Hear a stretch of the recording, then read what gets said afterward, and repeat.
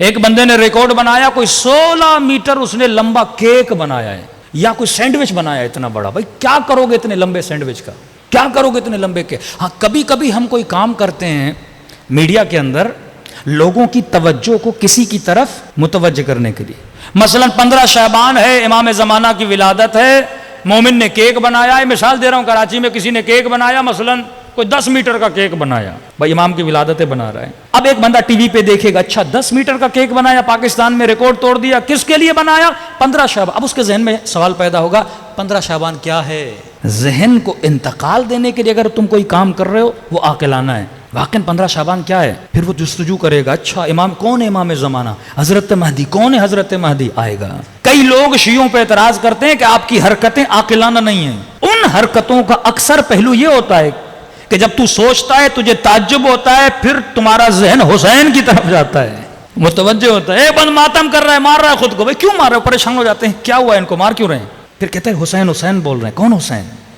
کیا ہوا تھا حسین کے ساتھ؟ یہ ہمیں پاگل بول رہے تھے اور ہم ان کے بچوں کو حسین حسین سنا کے حسینی بناتے گئے. یہی کڑیاں تھی. میں بعض مجلسوں میں کہتا ہوں آگ کا ماتم کرتے تھے مومنین، یا جیسے زنجیر کا ماتم. پھر بعض مراجع نے فتویٰ دیا کہ بھائی اب اس کو بند کر دو، کیونکہ بعض اوقات بعض چیزیں اس زمانے میں لوگوں کو امام حسین کی طرف متوجہ کر رہی تھی. ہم کرتے تھے، یاد ہے ہم چھوٹے تھے، ہمارے گاؤں میں آگ کا ماتم ہوتا تھا، پورا گاؤں جمع ہوتا تھا. اب اس عمل کو دیکھا جائے، ایک عمل غیر عاقلانہ عمل ہے کہ انگارے جلائے ہوئے ہیں، لوگ دوڑ رہے ہیں، کوئی نماز پڑھ رہا ہے. بھائی مسجد میں جا کے نماز پڑھو، آگ پہ کیوں پڑھ رہے ہو؟ ایک سمجھ نہیں آتی کیسا عمل ہے. لیکن اس عمل کے ذریعے ہم لوگوں کے ذہن کو امام حسین کی طرف لے جا رہے ہیں. اب اس کو عاقلانہ اینگل دیا ہم نے. لوگ ان چیزوں کو پہلے بزرگ اگر یہ کام کرواتے تھے، سوچتے تھے، پلاننگ بناتے تھے. ایسے بولیں گے امام حسین کی مجلس سے کون آتا؟ پہلے سے مفتی نے بول دیا حرام ہے، نہیں جانا، شیعہ جو بھی بولے نہیں کرنا. لیکن ہم نے ایک ایسا اینگل اپنایا، آگ پر نماز پڑھی جائے گی. اب پورا گاؤں پریشان ہو جاتا تھا، بھئی آگ میں جائیں گے یہ لوگ، یہ کیسی مخلوق آ گئی؟ نہیں، سارا گاؤں جمع ہو جاتا تھا. جمع ہو کے دیکھ رہے ہیں لوگ آگ پہ دوڑ رہے ہیں. پھر پوچھتے تھے آگ کیوں جلائیے؟ پھر ہم بولتے تھے کربلا میں حسین کے خیموں کو جلایا گیا. ذہن کو انتقال دیا. زنجیر کا ماتم، اس کی بھی یہی ایک کڑی تھی. ویسے کوئی آتا نہیں تھا. اب انہوں نے کہا کہ بھئی کچھ لوگ ہیں جو چھریاں اٹھا کے خود کو مار رہے ہیں. ایک یونیک چیز ہے نا، کون مارتا ہے خود کو چھری؟ کون اپنا خون نکالتا ہے؟ اور اکثر عاشورہ کے جلوس میں انٹیریئر سندھ آپ جائیں گے، ویسے مجلس میں جاؤ گے 2000-2500 لوگ. شام غریبہ کی جو مجلس ہوتی ہے جس میں زنجیر زنی ہوتی ہے، کم از کم 50,000-40,000 لوگ آتے. پورا شہر سمجھتا ہے یہ پتہ نہیں گویا سارے شیعہ کھڑے ہیں. شیعہ ہوتے نہیں ہیں، شیعہ کم ہوتے ہیں، تماشائی زیادہ ہوتے ہیں.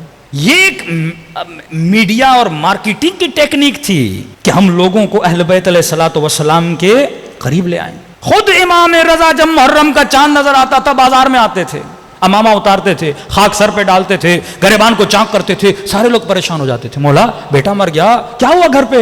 کوئی کسی کا انتقال ہو گیا؟ توجہ جلب کرتے تھے. پھر کہتے تھے کربلا میں میرے جد کو مارا گیا. کہتے تھے فرزند رسول ایسے رو رہے ہو جیسے آج کوئی مرا ہو، سالوں گزر گئے، ایسے کیوں رو رہے ہو؟ کہ جان بوجھ کے، کیونکہ اگر ہم غدیر کو مناتے اس طرح تو تم غدیر نہ بھولتے. اب ہم کربلا تم چاہو بھی تو ہم تجھے حسین بھولنے نہیں دیں گے. مقصد مجلس سمجھو ان ٹیکنیکس کو جو اہل بیت نے بتائی ہیں. بعض بے وقوف کہتے ہیں یہ بدعت شیعہ یہ کیوں کرتے؟ بھائی ہم یہ نہ کرتے تو شیعت بڑھتی ہی نہیں. چھوٹی سی چھوٹی کمپنی ہے، وہ اپنی پبلسٹی کے لیے کیا کچھ نہیں کرتی.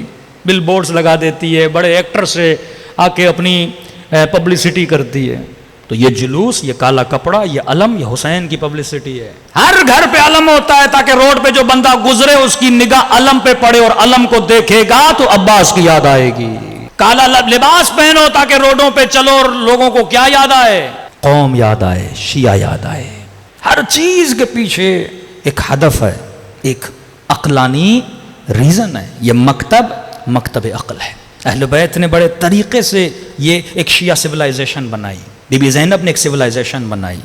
وہ سیدہ زینب واقع کربلا سے پہلے آپ ایک حدیث، ایک روایت دکھائیے کہ بی بی زینب نے کبھی کسی نامحرم سے بات کی. ایک روایت آپ نہیں دکھا سکتے. سیدہ زہرا سلام اللہ علیہا کی پوری زندگی آپ نکال کے دیکھ لیں.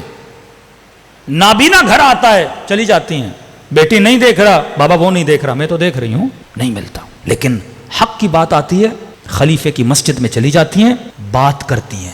دین کی بات آتی ہے، وہ سیدہ زینب نہیں ملتا تاریخ میں کبھی کسی نامحرم سے گفتگو کی ہو، کسی مجمع عام میں آئی ہوں. امام زین العابدین کھڑے ہیں، ابن زیاد کے دربار میں بھی، یزید کے دربار میں بھی، خود آگے آتی ہیں، کلام کرتی ہیں، کیونکہ عورت ایک عنصر نازک ہے، جب وہ گفتگو کرتی ہے تو لوگوں کے جذبات ابھرتے ہیں کہ تم نے ظلم کیا زین العابدین پہ، چلو حسین کا بیٹا تھا، ارے یہ تو حرم رسول ہے، کہتی تمہیں نہیں پتا ہم کون ہیں، یہ کس کی بیٹیاں ہیں جن کے لیے باتیں ہو رہی ہیں فلاں کو کنیزی میں لیں گے، کس کی بیٹیاں ہیں یہ تمہارے رسول کی بیٹیاں ہیں۔ تو اہل بیت کو پتا تھا ہم کہاں پہ کیا کر رہے ہیں۔